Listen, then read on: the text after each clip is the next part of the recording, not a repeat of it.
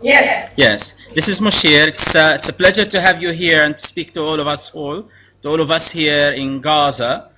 Thanks a lot for offering to speak to us on this very important topic on the issue of the legal dimension in terms of international law and the Great Return March and breaking the siege. And without any overdue, you may start your session to us, your talk to us. A couple of sentences, and then I'll translate to you, inshallah. Okay. All right. Okay. Well, thank you very much for inviting me. I am very committed to helping you in your struggle and will do whatever I can to talk to you about possible legal avenues to bring Israeli leaders to accountability. شكرا لكم على استضافتكم لي، وأنا ملتزمة بنضالكم المشروع ضد إسرائيل بكل الوسائل القانونية من أجل جلب القادة إسرائيل للعدالة وللمحاكمة على جرائمهم.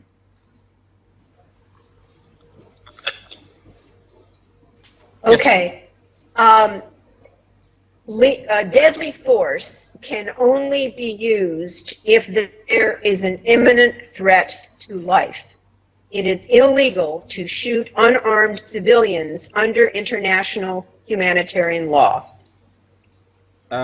القوة المميتة طبعا غير مسموح بها وفق قانون أو قواعد القانون الدولي إلا إذا كان هناك تهديد وشيك لحياة الجنود، وبالتالي هذا الأمر غير قانوني من وجهة النظر القانون الدولي. Professor, can you just speak more longer, for example, like a few more sentences so that we can capture your ideas quite coherently? Okay. Thank you. Okay, that's fine. That's fine. Under the United Nations basic principles, the use of deadly with firearms can only be used when it's strictly necessary to protect life. And there is a legal duty of soldiers to disobey unlawful orders. Is that enough? Or should I keep going? a few more sentences if you don't mind. Okay. Okay.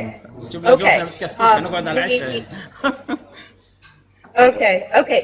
The premeditated use of deadly force against peaceful protesters is illegal.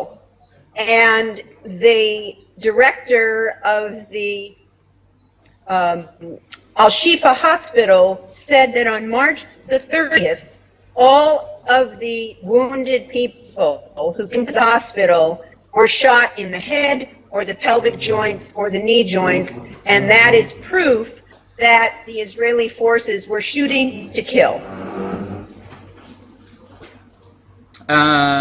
وفق قواعد القانون الدولي والقواعد والمبادئ التي تسير عليها الأمم المتحدة، فإن استخدام السلاح المميت هو يكون ضروريا عندما يكون هناك تهديد فعلي وحقيقي ووشيك للحياة، وبالتالي هناك التزام قانوني أمام الجهات المقاتلة وأمام جنود الاحتلال بأن لا يقوموا بذلك إلا إذا كان هناك تهديد وشيك لحياتهم.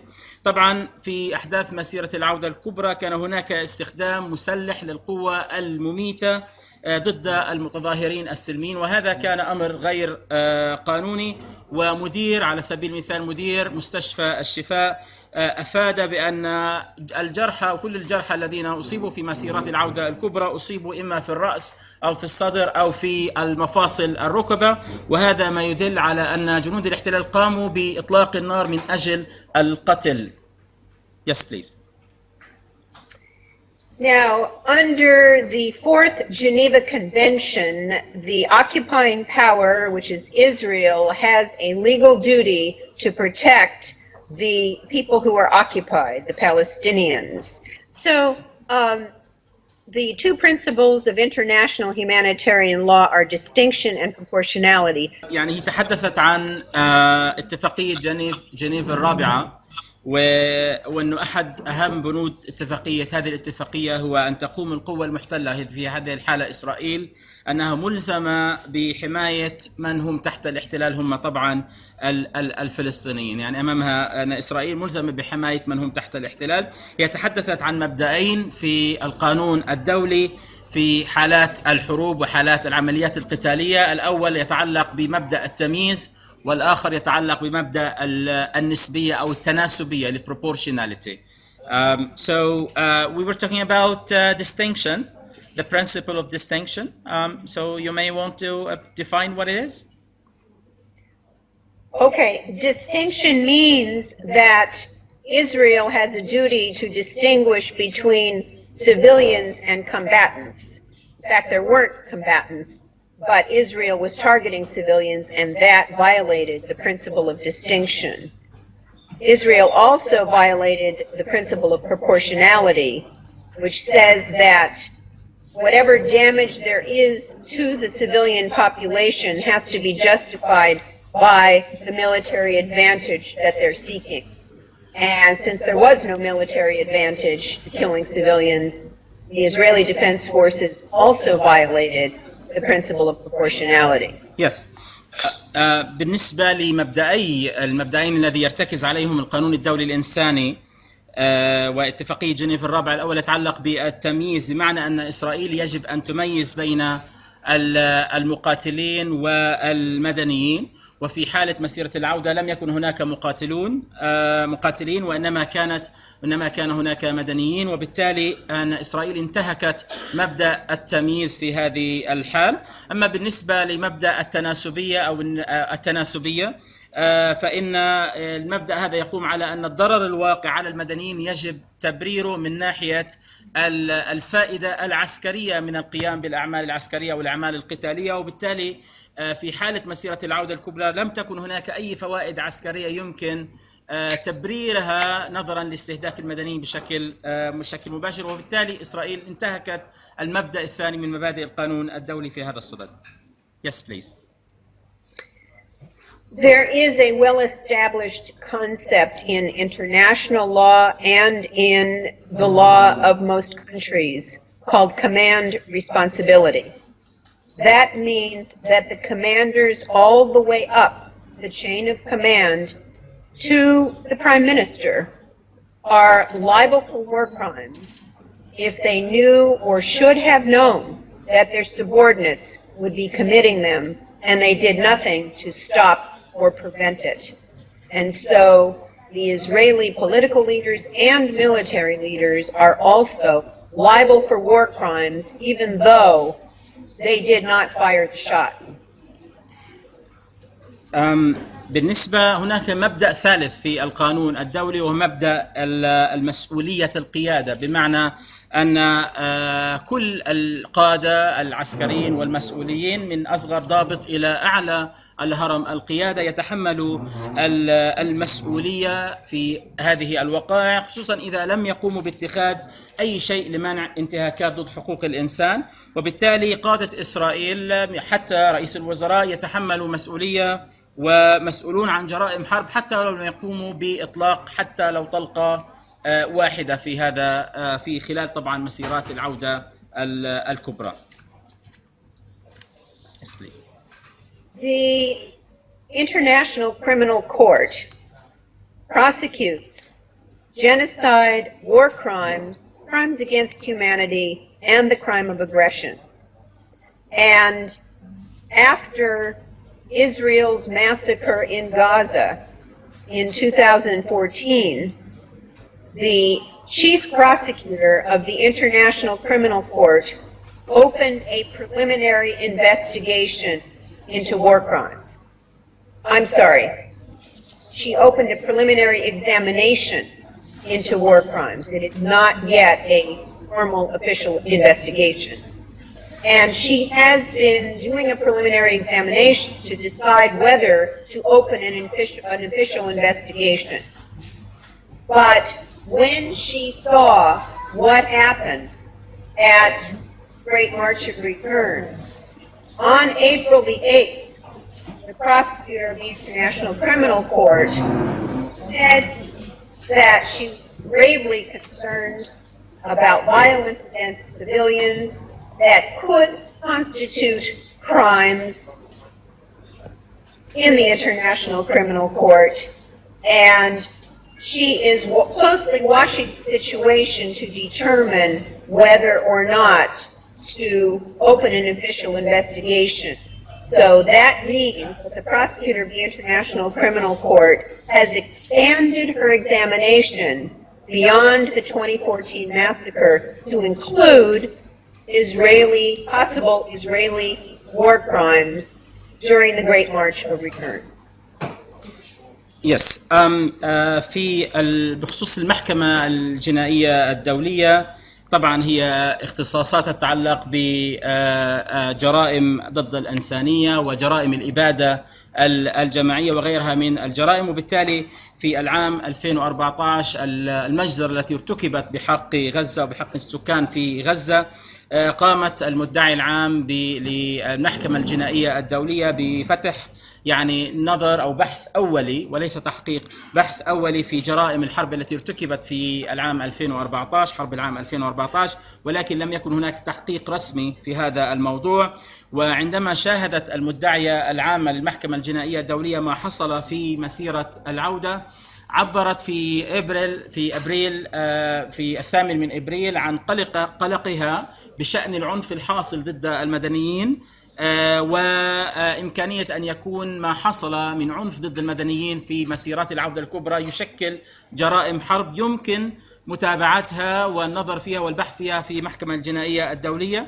والمدعية العامة للمحكمة الجنائية الدولية تراقب الوضع الآن لتقرر ما إذا سيتم فتح تحقيق رسمي وتوسيع دائرة الملاحقة إسرائيل بإضافة ما تم من ارتكاب مجازر في العام 2014 وإضافة ما حصل من أحداث وانتهاكات لمسيرة العودة الكبرى إلى الملف المفتوح في حرب 2014. Yes, please. There is pressure on the prosecutor to open an official investigation. There is also contrary pressure opposing an official investigation from the United States and Israel. On May the 15th, the state of Palestine made a submission to the prosecutor of the International Criminal Court urging her to open an official investigation. And in that submission, the state of Palestine listed the war crimes and violations that Israel has committed. And the state of Palestine also said that it has provided 25 reports to the office of the prosecutor about the situation in Gaza and urged her to open an official investigation. The group no worries.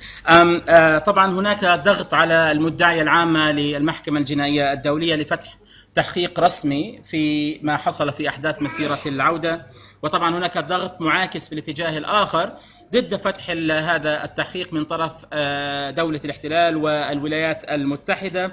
وفي مايو أيار 15 من مايو أيار الماضي تقدمت دولة فلسطين بطلب فتح تحقيق رسمي في أحداث مسيرة العودة. طبعا تقدمت بطلب إلى المحكمة الجنائية الدولية ووضعت قائمة بالجرائم الإسرائيلية التي ارتكبت في أحداث مسيرة العودة الكبرى، وقدمت السلطة الفلسطينية 25 تقريرا للمحققين في المحكمة الجنائية الدولية من أجل حول الوضع في غزة وما ارتكب من جرائم بحق الفلسطينيين في غزة. Yes, please. I work with an organization called the International Association of Democratic Lawyers, IADL. And on May the 28th, we sent a high-level delegation of people from our bureau to meet with representatives of the prosecutor's office of the International Criminal Court. And the IADL has member organizations all over the world that include the Palestine Committee for Human Rights and the Palestine Bar Association. In that high-level delegation, we urged the prosecutor's office to open an official investigation into war crimes in Gaza.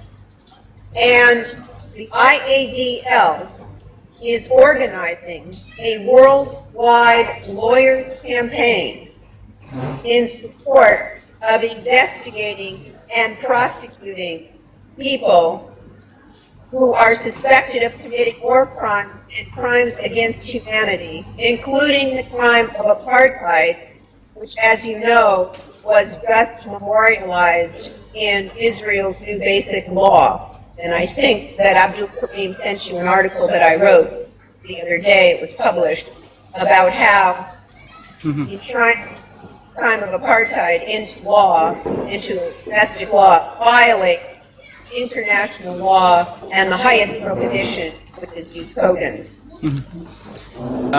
أنا أعمل في منظمة تدعى الجمعية الدولية للمحامين الديمقراطيين. أرسلنا وفدا رفيع المستوى ليلتقي مع ممثلين يعني ينوبون عن المدعية العامة للمحكمة الجنائية الدولية، وأيضا هناك كان معنا ممثلون من نقابة المحامين الفلسطينيين وآخرين. قمنا بحث المحققين على فتح تحقيق رسمي في الجرائم الحرب التي ارتكبتها إسرائيل ضد الفلسطينيين، وملاحقة من يشتبه في أنه ارتكب جرائم ضد الإنسانية.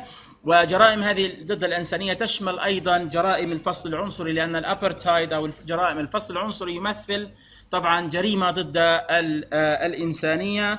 وطبعا هذا يدعنا لا نغفل عما أصدرته إسرائيل مؤخرا من قوانين قانون الدولة في القانون الانسان الذي يؤكد على ان اسرائيل دولة فصل عنصري، وبالتالي ما تقوم به اسرائيل هو ينتهك القانون الدولي، سواء كانت بالسياسات الفصل العنصري او ما تقوم به من جرائم ضد الفلسطينيين والمتظاهرين السلميين.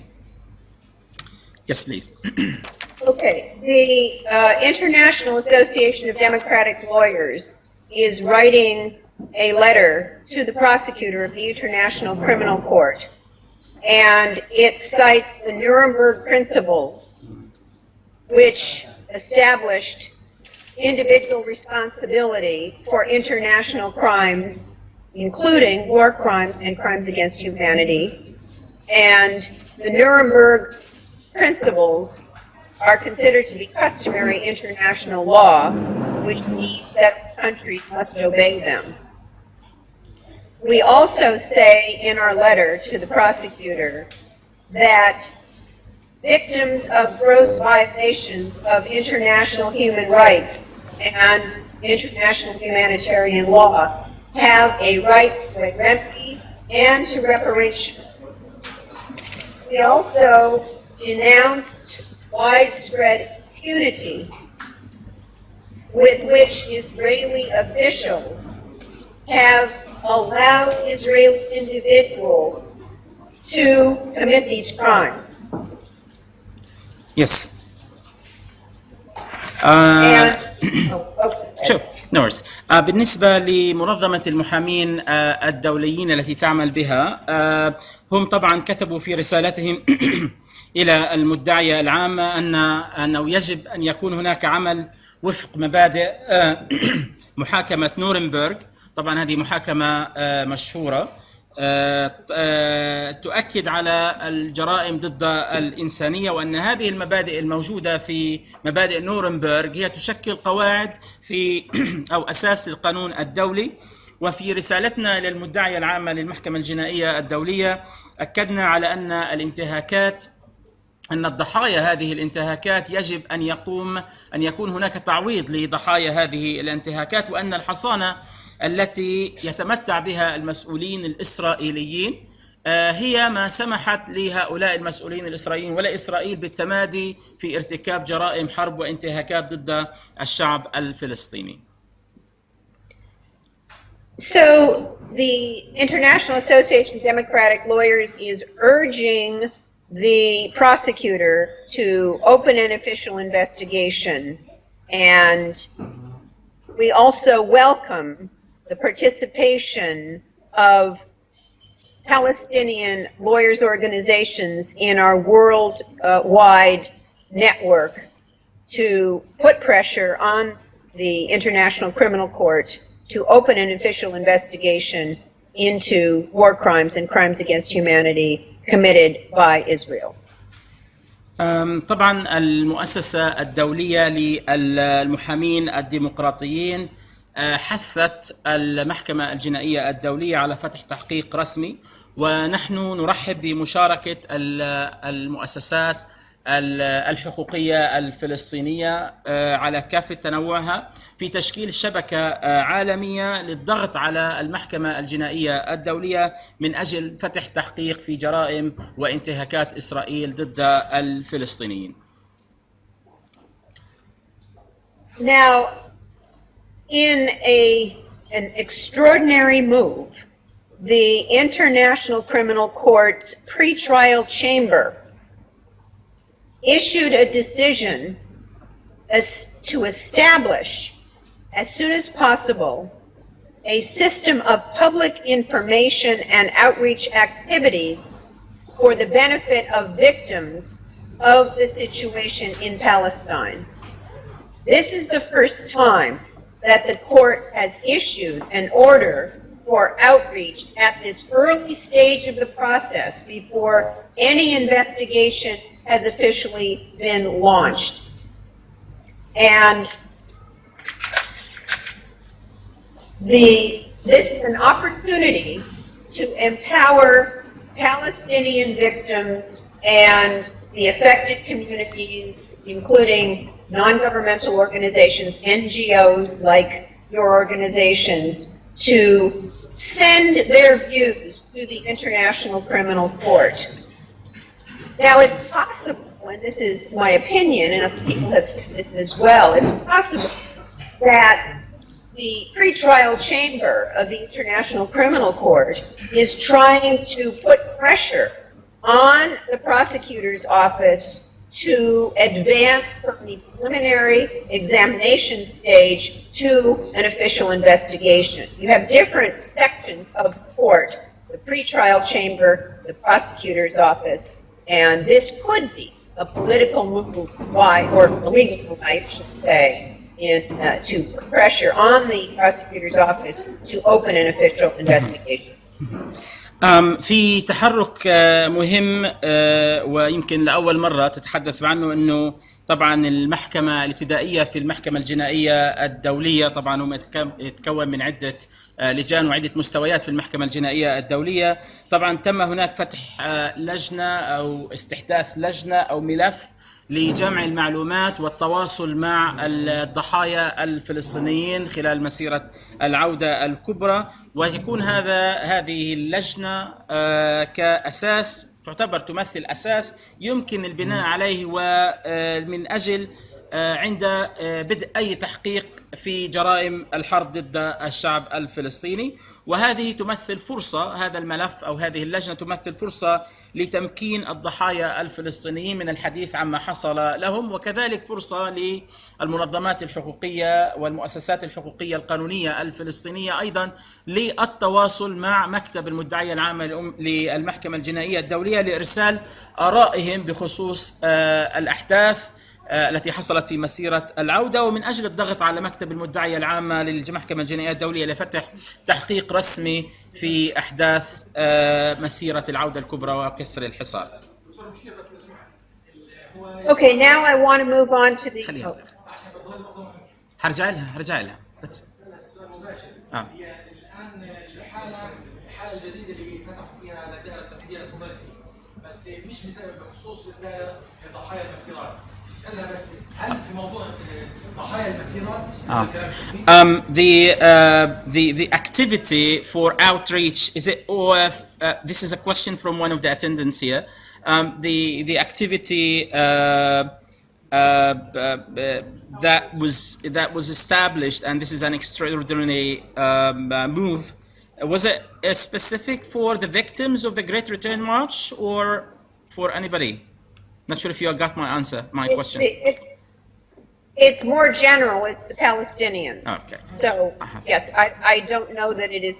I don't think it's specific to the Great March of Return, but it certainly was propelled by those events. اوكي. هو دكتور حازم، هو لكل الفلسطينيين بشكل عام وليس لضحايا مسيرة العودة الكبرى، يعني لا يوجد تخصيص ان هذا الملف او هذه اللجنة فقط لضحايا مسيرة العودة الكبرى، وانما بشكل عام لكل الفلسطينيين. Thank you, please. Okay. Now I want to move on to the United Nations. And there are several different groups in the United Nations, of course, the Security Council, the General Assembly, the Human Rights Council, the International Court of Justice. I want to focus on those four briefly. First, the Security Council. The day after the March 30th massacre at the Great March of Return, the UN Secretary General and the European Union, the head of the European Union, wanted independent investigations of the killings on March 30th. But the day after, the next day, the United States vetoed a resolution in the Security Council that called for an independent and transparent investigation, and it would have affirmed the rights of Palestinians to peaceful protest. On June... Yeah, sure. طبعا... Go ahead. Okay, I'm going ahead. Sorry. ينتقل الكلام في حديث المحور الآخر ويتعلق بالأمم المتحدة والهيئات المختلفة للأمم المتحدة، مثل طبعا الجمعية العامة للأمم المتحدة ومجلس الأمن ومحكمة العدل الدولية. وبالتالي في مارس 30 من مارس طبعا عندما ارتكبت المجزرة، أول يوم في المجزرة، تقدم الأمين العام للأمم المتحدة ورئيس الاتحاد الأوروبي أو أرادوا فتح تحقيق رسمي في القتل الذي حصل يوم 30 من مارس، لكن في اليوم التالي قامت الولايات المتحدة باتخاذ فيتو، قرار ضد فتح هذا التحقيق، وبالتالي كان هذا القرار يريد أن يعطي الفلسطينيين الحق في ملاحقة من قام بارتكاب جرائم ومجازر بحقهم. Okay, on June 1st, the Security Council failed to adopt a resolution on the protection of civilians in Gaza.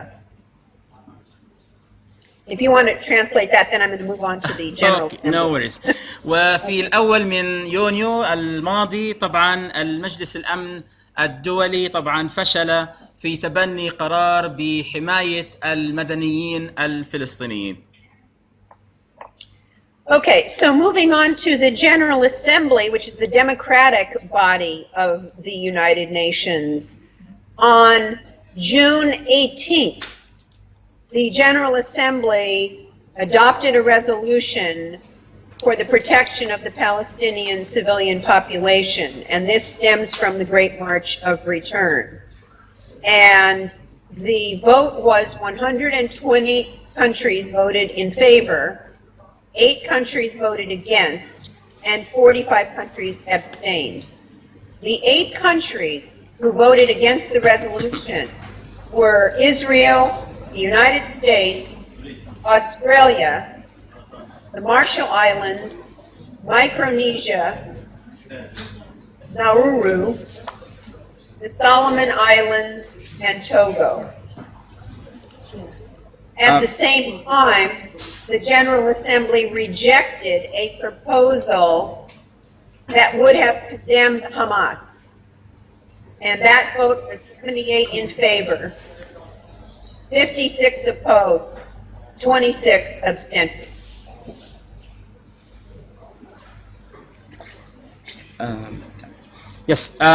بالنسبة ننتقل الآن للجمعية العامة للأمم المتحدة، وهي الهيئة الديمقراطية في الأمم المتحدة، حيث في يونيو 18 من يونيو الماضي تبنت الجمعية العامة للأمم المتحدة قرارا لحماية المدنيين طبعا في مسيرة العودة الكبرى، حيث أيدت 120 دولة هذا القرار وعارضته 8 دول، وامتنعت 44 دولة عن التصويت. طبعا الدول الثمانية التي كانت ضد قرار الجمعية العامة لحماية المدنيين هي إسرائيل والولايات المتحدة وجزر المارشال وميكرونيزيا وناورو وجزر جزر سليمان وتوغو. والجمعية العامة رفضت بعد ذلك رفضت طلب أو قرار يدين حركة حماس، حيث أيد قرار إدانة حماس 28 دولة بينما عارضته 56 دولة وامتنع 26 دولة عن التصويت. In this resolution, 120 countries condemned the excessive, disproportionate, and indiscriminate use of force by the Israeli forces against Palestinian civilians in the occupied territories, including East Jerusalem, particularly Gaza. And they condemned the use of live ammunition against civilian protesters, including children, medical personnel, and journalists. في هذا القرار الأول الذي أدان إسرائيل، طبعا كانت هناك 120 دولة أيدت هذا القرار بحماية المدنيين الفلسطينيين. أدانت الاستخدام المفرط والغير المتكافئ للقوة ضد المدنيين الفلسطينيين، وخصوصا في كل المناطق الفلسطينية وخصوصا في غزة. وأدانت هذا الاستخدام المفرط ضد المدنيين الفلسطينيين بما فيهم الأطفال والنساء والصحفيين. It also called for the ending of the closure and restriction of access of Palestinians into and out of Gaza. And it demanded that all parties cooperate with medical and humanitarian personnel to allow unimpeded access to the civilian population and the ending of all forms of violence and intimidation of those medical and humanitarian personnel. It also Okay, go ahead. Sure, thank you. دعا هذا القرار إلى وضع أو إنهاء حالة الإغلاق ومنع حرية الحركة للفلسطينيين في غزة، ودعا أيضا كافة الأطراف للتعاون مع الطواقم الصحية والإنسانية من أجل ضمان حق المدنيين في الوصول إلى هذه الطواقم الإنسانية أو بالعكس، وكذلك إدانة كافة الأشكال العنف التي يمكن أن يتم توجيهها إلى الطواقم الصحية والإنسانية التي تعمل في الميدان. It also called for the immediate and unimpeded humanitarian assistance and urged support for the United Nations Relief and Works Agency. And finally, it called for the Secretary General of the UN to submit a report on the situation by 18 August. طبعا دعا هذا القرار المذكور إلى تقديم المساعدات الإنسانية للفلسطينيين، وكذلك دعم هيئة الأونروا وكالة غوث وتشغيل اللاجئين الفلسطينيين، وأخيرا طبعا دعا السكرتير والأمين العام للأمم المتحدة لتقديم تقرير أمام الجمعية حول الوضع طبعا في غزة في 18 من أغسطس القادم طبعا. Okay, I want to turn now to the Human Rights Council, and as you probably know, the United States dropped off of the Human Rights Council, but before it did, on May the 18th, the Human Rights Council adopted a resolution about the Great March of Return and cited violations of international law. And that resolution passed 29 in favor, 2 opposed, and the 2 were the United States and Australia, and 14 abstentions. And in that resolution, the Human Rights Council condemned the lack of accountability, violations of international law, and a culture of impunity, and the systematic failure of Israel to carry out prompt and independent investigation. We also talked about the obligations of Israel as an occupying power to ensure the protection, safety, and well-being of the Palestinian civilian population under its occupation. Sure. طبعا تنتقل للمحور الرابع وهو يتعلق بمجلس حقوق الإنسان. طبعا تعرفون أن أمريكا انسحبت من مجلس حقوق الإنسان، لكن قبل انسحابها في 18 من مايو الماضي طبعا أصدر مجلس حقوق الإنسان التابع للأمم المتحدة قرارا حول مسيرة العودة الكبرى، أكد فيه على أن هناك انتهاكات لإسرائيل وفق القانون الدولي، حيث أيدت 29 دولة هذا القرار وعارضته دولتان هي أمريكا وأستراليا، وامتنعت 14 دولة عن التصويت.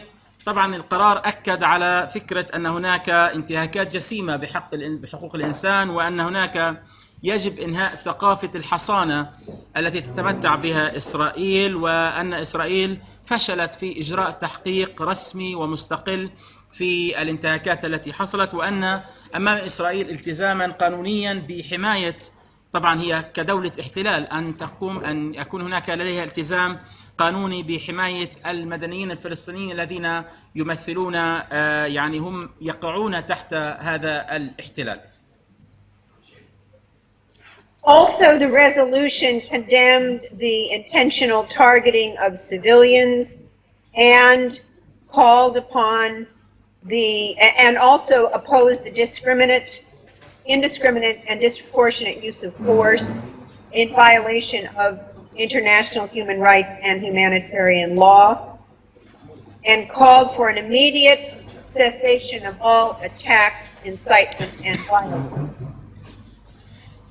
طبعا قرار مجلس حقوق الإنسان أدان استهداف المدنيين وإطلاق إسرائيل للنار بدون تمييز، والإطلاق طبعا النار بشكل غير متكافئ وبدون تمييز، وكل ذلك في انتهاك للقانون الدولي، ودعت إلى وقف كل الهجمات والاعتداءات التي تقوم بها إسرائيل ضد المدنيين الفلسطينيين. Professor, can you just wrap up in a couple of minutes and then we'll open the floor to the people here to ask questions? I will. Sure. And finally, about the Human Rights Council, they are establishing a commission of inquiry and will provide their report by March of 2019. I want to conclude with 2 points.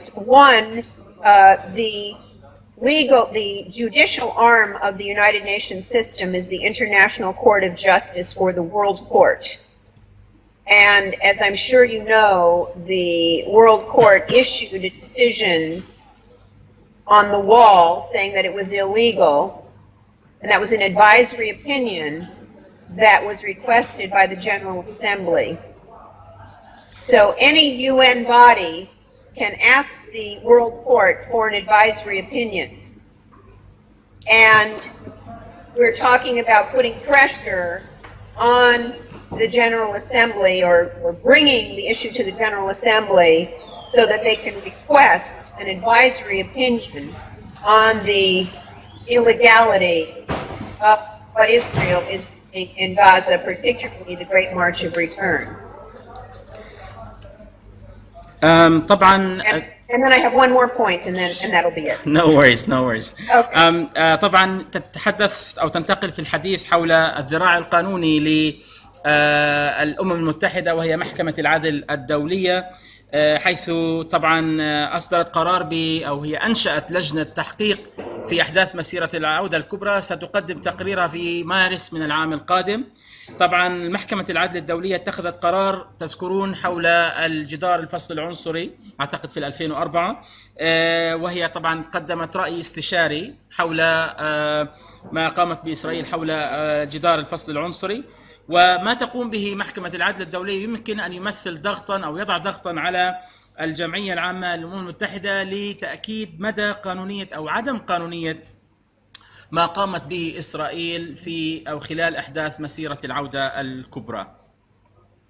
Okay, and finally, there is another avenue for criminal accountability of Israel, and that is under the well-established doctrine of universal jurisdiction. Under universal jurisdiction, any country in the world can investigate and prosecute foreign nationals for war crimes and crimes against humanity. And my organization, the IADL, has been putting pressure on countries to adopt national legislation to allow universal jurisdiction prosecution of Israeli lawyers. And we have been calling on the government of Switzerland in particular, although we have not received any response yet. Universal jurisdiction is difficult because of the political pressure, particularly from the United States and Israel. But there are some countries that may be amenable to bringing prosecutions in their own national court against Israeli leaders for war crimes and crimes against humanity. تمام.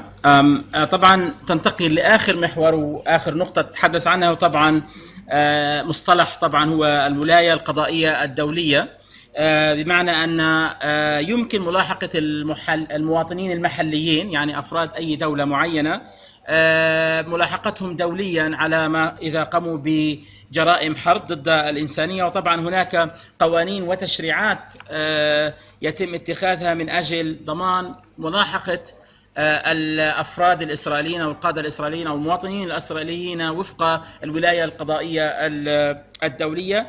طبعا هناك جهود وضغوطات سياسية من طرف الولايات المتحدة لإضعاف فكرة الملاحقة القضائية أو الولاية القضائية الدولية في هذا الصدد، لكن هناك دول أخرى معنية بملاحقة الأفراد الإسرائيليين والمواطنين الإسرائيليين أمام المحاكم الدولية ضمن مفهوم مبدأ الولاية القضائية الدولية. Thank you. No worries, thank you too. We're going to open the floor. إذا حدا عنده سؤال، طبعا الأخت الأستاذة رنا رفعت إيدها قبل. Ladies first. No worries. Yes. بتحكي بالإنجليزي إذا بدك تيجي هنا تحكي، أو بدك تحكي بالعربي اللي بدك إياه أستاذة رنا؟ طبعا مفكرة، تفضلي. Sure. Okay. So my question is about the ICC. You mentioned that it's been 4 years since the Israeli aggression on Gaza. So why has it taken 4 years to open an investigation into war crimes? I'm not aware of the way the ICC functions, but I think 4 years is an awfully long time. And you also mentioned that the U.S. and or certain countries have pressured the ICC, and they have blocked investigations and other actions that the ICC can take. So what leverage do these countries like the U.S. have in the ICC, and what form of pressure do they place on the ICC in blocking these investigations? I don't know that it's direct pressure, but up until now, the ICC has only prosecuted leaders of African countries. And the fact that the prosecutor even opened a preliminary examination into the situation in Gaza is a step forward. Now, the court does move slowly, but you're right, 4 years is much too long. And I think the prosecutor is very aware of the political pressure in general, the political pressure around the world against holding Israel accountable. But I think that with the Great March of Return and the tremendous publicity throughout the world, showing unarmed protesters being murdered in cold blood, children, women, humanitarian personnel, that there is a spotlight now on Israel and tremendous international pressure. There is also opposition to Israel's new basic law that enshrines apartheid. So I also think, and I know that this is the small step, and it would be better certainly if there was an official investigation, but the fact that the International Criminal Court is now establishing a formal mechanism to hear complaints and stories and reports from victims is a step forward and could mean that there is internal pressure in the court on the prosecutor to open an official investigation. Yep. طبعا سؤال الأستاذة رنا أنه طبعا في العدوان على غزة قبل 4 سنوات طبعا كان لم تقم المحكمة الجنائية الدولية بعمل أي شيء، و4 سنوات فترة طويلة لفتح تحقيق في جرائم إسرائيل في العدوان على غزة 2014. هي طبعا تقول أن بعض الدول ضغطت على الICC على المحكمة الجنائية الدولية من أجل عدم عمل أي شيء، وكان سؤال الأستاذة أنه طبعا بعض الدول مثل الولايات المتحدة، بالتالي لماذا وما هو نوع الضغط الذي تقوم به الولايات المتحدة وهذه الدول على المحكمة الجنائية الدولية؟ طبعا إجابة الدكتورة أنها قالت لا تعرف إذا كان هناك ضغط مباشر على المحكمة الجنائية الدولية. هي تعرف أن المحكمة الجنائية الدولية لاحقت قادة عدد من الدول الأفريقية لارتكابهم جرائم حرب. تعتقد أنه فتح تحقيق أو بحث أولي في أحداث مسيرة العودة الكبرى هو يمثل خطوة مهمة في هذا الصدد. طبعا المحققون في المحكمة الجنائية الدولية مدركون للضغط السياسي على الذي يقع عليهم من الدول طبعا مثل الولايات المتحدة، ولكن ملاحقة إسرائيل مستمرة نظرا لأن مسيرة العودة الكبرى اكتسبت زخما إعلاميا كبيرا، حيث شاهد العالم أن هناك متظاهرين سلميين رجال ونساء وأطفال وصحفيون يقتلون بدم بارد، وهذا يشكل وصمة عار ودليل واضح على إدانة إسرائيل.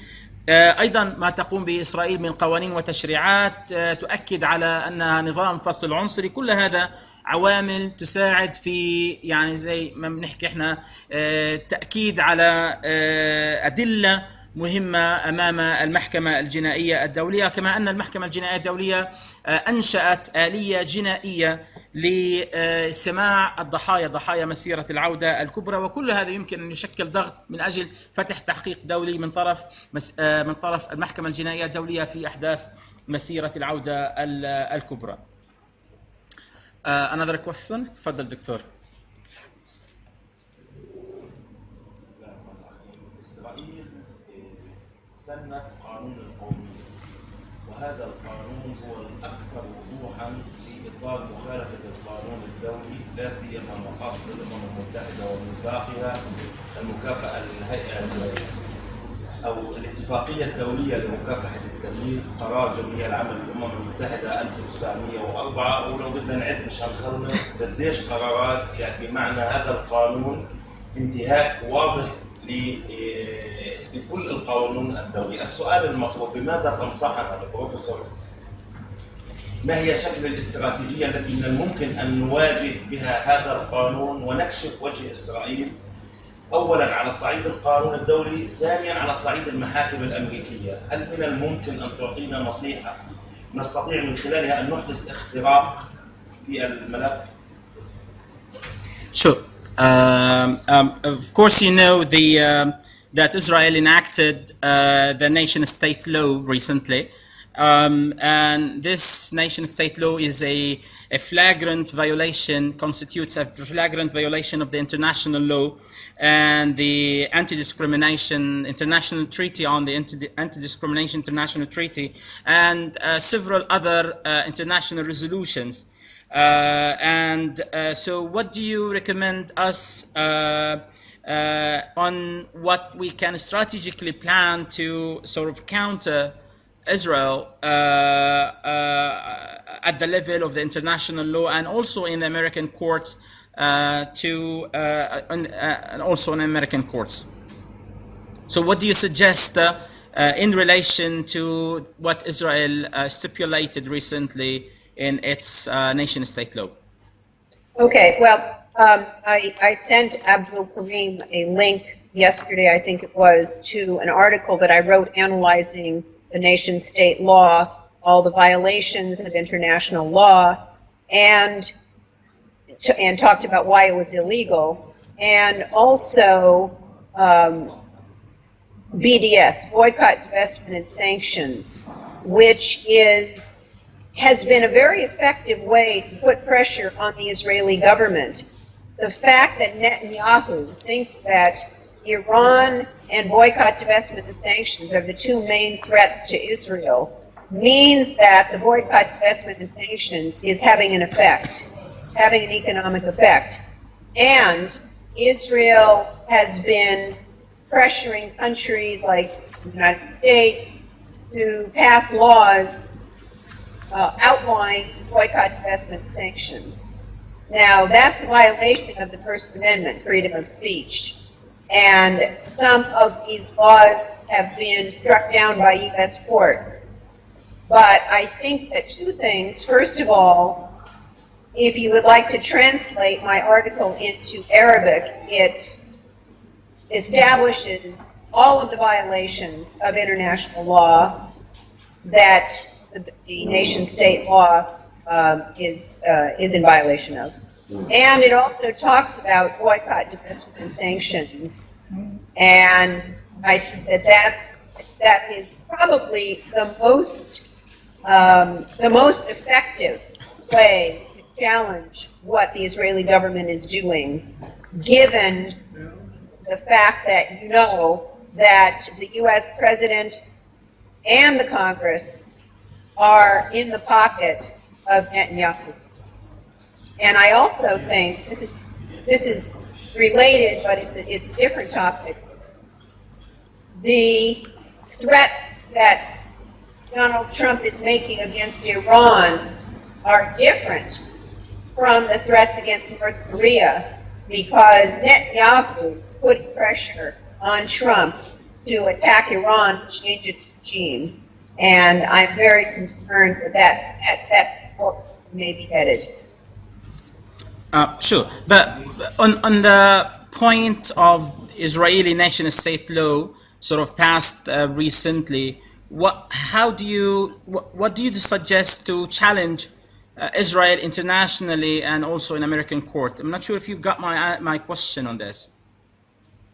Okay, under the General Assembly or the Human Rights Council, any organization in the United Nations can go to the International Court of Justice, the World Court, and ask for an advisory opinion on important questions of international law and violations of international law. And I think that a pressure campaign to get the General Assembly or the Human Rights Council to ask the International Court of Justice for an advisory opinion will put pressure on Israel.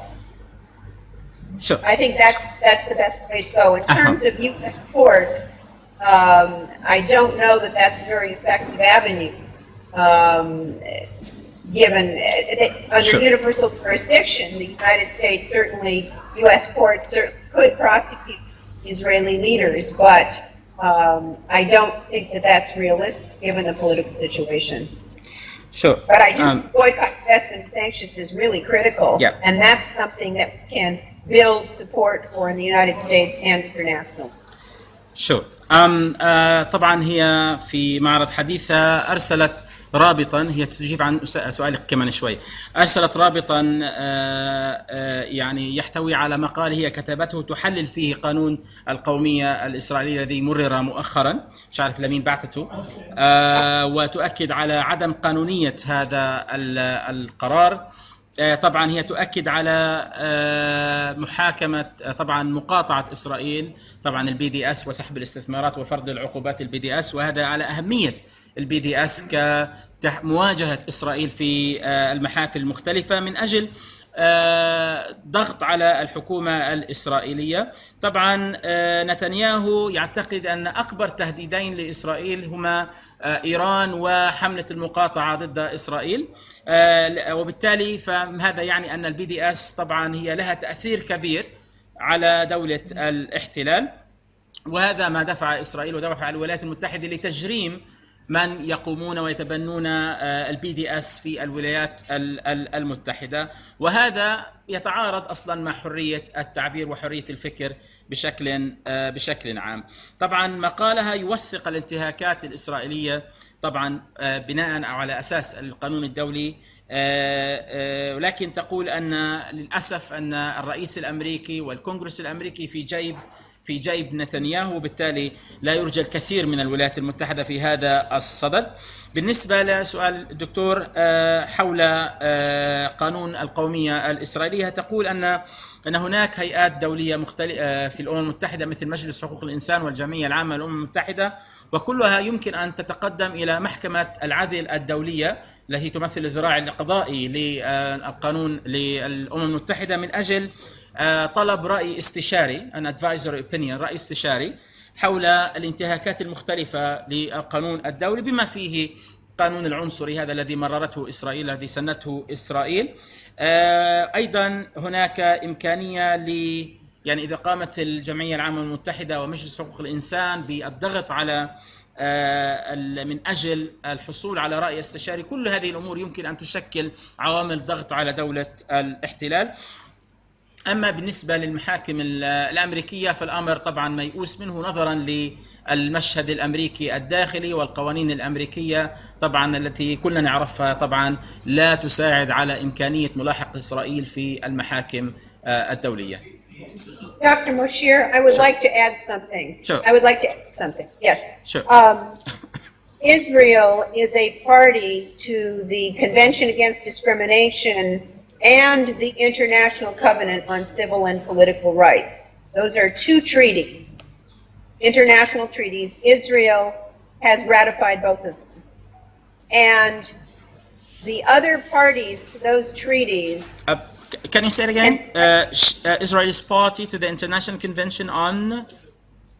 the International Convention on the Elimination of Racism. That's one. And the other one is the International Covenant on Civil and Political Rights. Sure. And the nation-state law violates both of those treaties. Sure. So each one of those treaties has a body that receives reports from other countries that are parties to the treaty about violations of that treaty. So other countries that are parties to those treaties, including the United States, and we've done this in other contexts, can file reports with the administrator of the treaty talking about how Israel's new law violates those treaties, and publicize those violations, and that adds to the mobilization of shame. The mobilization of shame where Israel is shamed in the eyes of the other countries of the world. Sure. طبعا هي نقطة تتحدث فيها أن إسرائيل طبعا عضو موقع على اتفاقيتين، الأولى اتفاقية الحد من العنصرية، والاتفاقية الثانية تتعلق بالمعاهدة الدولية والاتفاقية الدولية للحقوق المدنية والسياسية.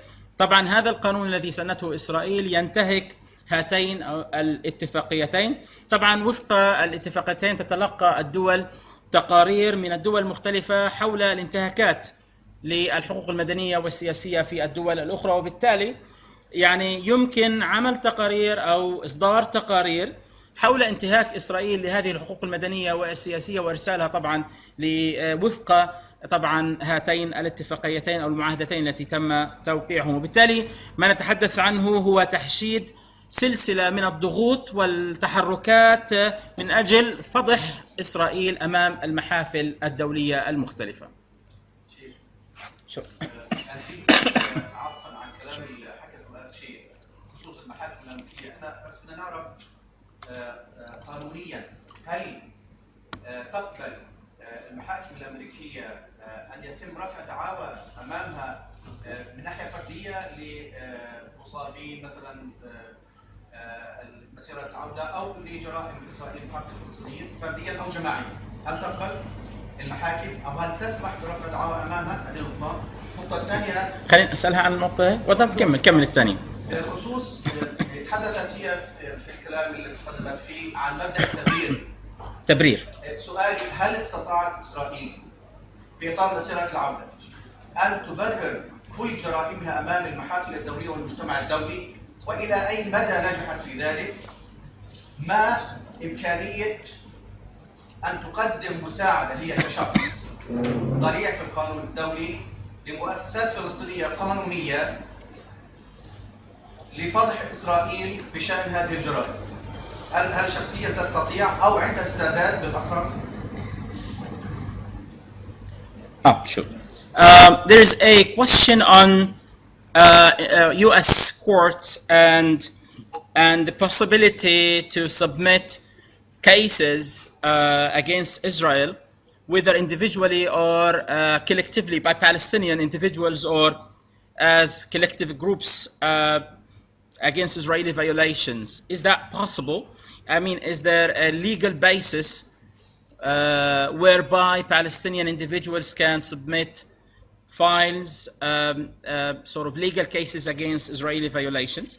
The other question concerns the principle of proportionality and Israel's justification.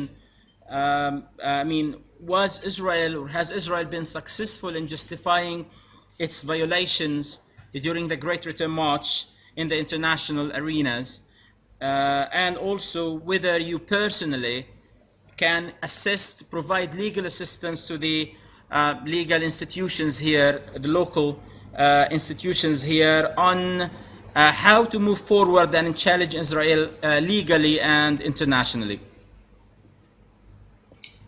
Okay, first of all, the U.S. Supreme Court has made it much more difficult for victims in other countries who have been victimized by governments other than the United States to bring lawsuits in U.S. courts. It's much more difficult now than it used to be under the Supreme Court ruling, recent Supreme Court ruling.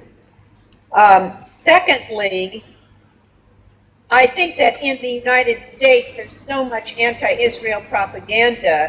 Whenever Israel does anything, it says self-defense, and many people accept that.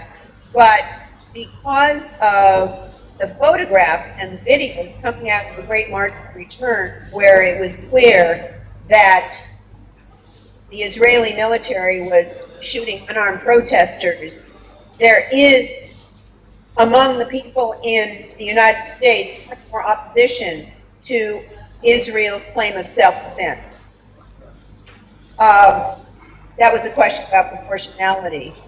And in terms of assisting you in bringing actions and putting pressure on the Israeli government, my organization, the International Association of Democratic Lawyers, would be happy to work with you.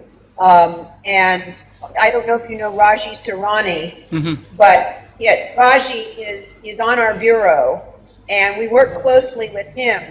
And so I think that we could certainly provide whatever support would be useful and increase this network, this international network of legal support for the Palestinians in their legal and political struggle against Israel. بالنسبة للسؤال الأول متعلق بالمحاكم الأمريكية، طبعا المحكمة العليا الأمريكية جعلت الأمر صعب جدا للأفراد والمواطنين من دول أخرى لملاحقة طبعا إسرائيل في المحاكم الأمريكية. عموما ما بتسمحش لحدا إنه يلاحق أي مواطن أمريكي خارج المحاكم الأمريكية، وبالتالي الأمر حتى الآن أصبح أكثر صعوبة مما كان من قبل. طبعا إسرائيل كانت على الدوام تبرر أعمالها على أنه دفاع عن النفس، لكن الصور التي والفيديوهات التي خرجت طبعا في أحداث مسيرة العودة، وحيث أظهرت قتل المتظاهرين السلميين بدم بارد. طبعا كل هذه أضعفت من رواية إسرائيل بأن ما تقوم به هو دفاع عن النفس. بالنسبة للسؤال الأخير متعلق بمدى هي إذا كانت شخصيا مستعدة للعمل، تقول أن منظمتها طبعا المنظمة الدولية للمحامين الديمقراطيين مستعدة للعمل وستكون سعيدة بالعمل مع أي جهة فلسطينية. ثم تذكر الأستاذ راجي صوراني وتقول أنه هو موجود في مجلس هذه المنظمة منظمة الدولية، وحيث يعملون معه بشكل حثيث من أجل بناء شبكة دولية من القانونيين تقدم الدعم القانوني من أجل طبعا دعم المواطنين الفلسطينيين وملاحقة إسرائيل قضائيا. تفضل أستاذ. The last question. 3 more questions. All right. فلسطين عام 2014 وضعت إعلام لدى المحكمة، وعام 2016 قدمت إحالة، وعام 2017 قدمت إحالة. ما بين الإعلام والإحالة يعني بعد فلسطين قدمت الإعلام، المدعي العام عملت فحص تمهيدي ولحد الآن فحص التمهيدي شغال. ايش بترتب على الإحالة اللي قدمتها فلسطين بعد الفحص التمهيدي؟ يعني ايش بترتب الإحالة قبل والإعلام؟ السؤال الثاني، في حال رفضت المدعية العامة فتح تحقيق في الحالة الفلسطينية، ايش بإمكاننا نعمل في المحكمة؟ السؤال الشق الثاني من سؤالك عفوا؟ لا هذا السؤال الثاني. لا السؤال الثاني ايش هو؟ في حال رفضت المدعية العامة فتح تحقيق، ايش بإمكاننا ان نفعل امام المحكمة؟ وهل تستطيع الدائرة التنفيذية امر المدعية العامة بفتح تحقيق في حال استئنافنا قرارها يعني؟ Sure.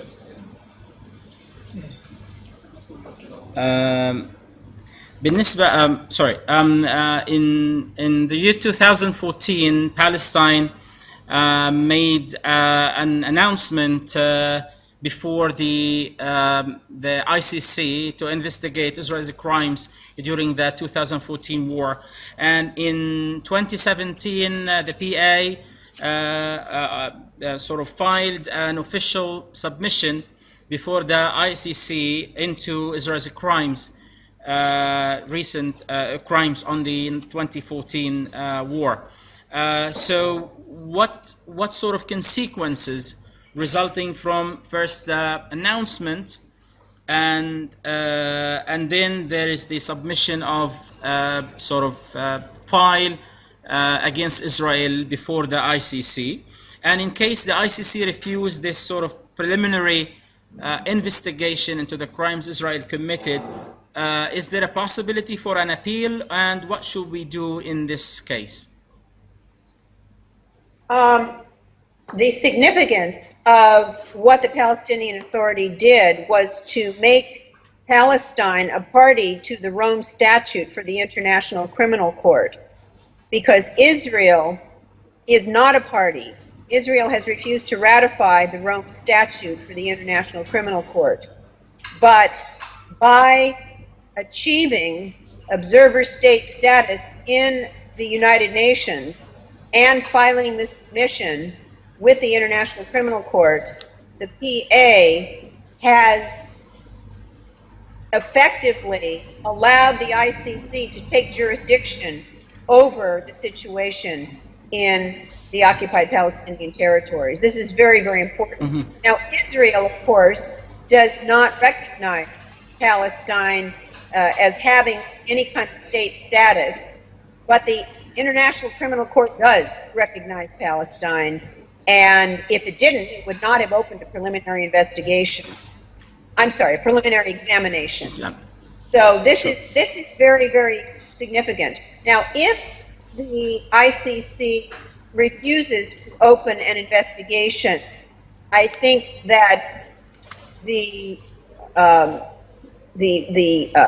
avenue of universal jurisdiction, where different courts can bring Israeli leaders to justice in their courts, in their national courts, is something that needs to be pursued even more. And again, I think EDS has had tremendous effect in putting pressure on Israel, and with the Great March of Return and the killing of unarmed demonstrators and the nation-state law, there is even more international condemnation against Israel, and I've already seen instances where there are more and more organizations and countries and municipalities that are joining the BDS movement as a result. شوف طبعا بالنسبة لسؤالك أنه ترى في طبعا أن السلطة الفلسطينية أصبحت عضو في اتفاق روما الذي تعرفه، وطبعا وبالتالي هي عضو في المحكمة الجنائية الدولية، لكن إسرائيل ليست عضوا في المحكمة الجنائية الدولية. السلطة الفلسطينية هي عضو مراقب طبعا في المحكمة الجنائية الدولية، وهو ما سمح لها بإحالة ملف فلسطين طبعا للمحكمة الجنائية الدولية، وسمح أيضا للمحكمة الجنائية الدولية أن يكون لها ولاية قانونية على المناطق الفلسطينية. طبعا إسرائيل لا تعترف بفلسطين أن لها بمكانة دولة، أن فلسطين ليست دولة، لكن المحكمة الجنائية تعترف بذلك، وهذا مهم جدا من ناحية قانونية. طبعا لكن في حال أن المحكمة الجنائية الدولية رفضت فتح تحقيق أولي في أحداث مسيرة العودة الكبرى، هناك طبعا طرق قانونية أخرى من أجل جلب قادة إسرائيل أمام العدالة الدولية وأمام المحاكم الدولية، بالإضافة إلى ما ذكرته مما يتعلق بحملة المقاطعة الدولية وأحداث مسيرة العودة وانتهاكات بحق المتظاهرين السلميين، والقانون الذي تم سنه مؤخرا قانون الدولة القومية، القانون العنصري. كل هذا أدى إلى حركة أو استنكار دولي على مستوى الدول ومستوى المؤسسات والأفراد، وكل هذا يساعد في الضغط على إسرائيل وملاحقتها قانونيا. There's one more thing I want to add, Doctor, and that is that we should also be putting pressure on the countries in the General Assembly and in the Human Rights Council to petition the International Court of Justice for an advisory opinion on Israel's crimes in Gaza. Now, keep in mind that the International Court of Justice is not a criminal court, but they are competent to make rulings on international law violations that different countries commit. The International Criminal Court, on the other hand, is a criminal body that can prosecute and bring charges against individual leaders of Israel for war crimes and crimes against humanity. But all of these tactics and strategies should be very important. Sure. طبعا من طرفها وجبت التنويه إلى أن يجب على الضغط على الدول من طرف الجمعية العامة المتحدة ومجلس حقوق الإنسان من أجل طبعا كل هذه الدول من أجل طبعا الضغط أو الطلب من المحكمة العدل الدولية الICJ أن تقدم رأيا استشاريا فيما يتعلق بالأحداث مسيرة العودة الكبرى، ولكن الICJ مختلفة عن الICC حيث أن المحكمة الجنائية الدولية هي هيئة جنائية، بينما محكمة العدل الدولية هي تقدم رأي استشاري فقط. لكن وبالتالي يعني يمكن للمحكمة الجنائية الدولية أن توجه تهم ضد قادة إسرائيل فيما يتعلق بالجرائم المختلفة والأمور التي ذكرتها سابقا. طبعا final question. All right, last question. Sure. Last question, please. طبعا منذ عام 1948 حتى هذه اللحظة لم تنجح أي قرارات في إدانة طبعا الجرائم الإسرائيلية. سؤالي طبعا هل هناك مؤسسات حقوقية مستقلة وأساليب تقاضي لا يستطيع التغول الأمريكي والإسرائيلي التأثير عليهما، ويمكن للمؤسسات الحقوقية الفلسطينية أن تقدم طبعا تقاريرها وتقدم طبعا جرائم الحرب التي تنفذها إسرائيل إليها؟ تمام. أستاذ سؤال أخير ونختم معك إن شاء الله. ذكرت الجرائم القانونية أخرى يمكن اتباعها من قبل الفلسطينيين بعد ما أصبحت فلسطين عضو مراقب في الأمم المتحدة. ما هي الطرق القانونية يمكن أن نتبعها ما يكونش فيها الفيتو الأمريكي ولا يكون فيها إسرائيل تضرب عضل كل قرارات الأمم المتحدة وكل قرارات المحاكم؟ فهي ما هي الطرق القانونية اللي احنا ممكن يتخذها الفلسطينيين لحماية الشعب الفلسطيني؟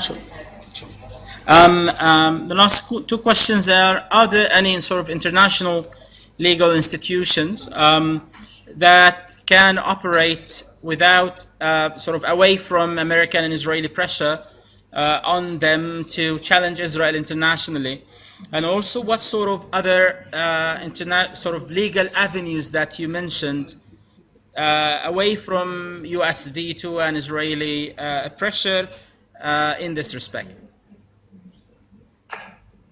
Well, the Human Rights Council of the United Nations no longer has the United States as a member, and so the United States has not been successful in pressuring that body, and they do issue resolutions that are very significant that can be used by other countries in lawsuits brought under universal jurisdiction. I think it's important to identify one or more countries that are not beholden to the United States for their foreign aid. And of course, the United States supports Israel too, as you know, in its military operations. And the fact that Donald Trump is really is so many people in the world, including U.S. allies, are just very, very frustrated with the Donald Trump.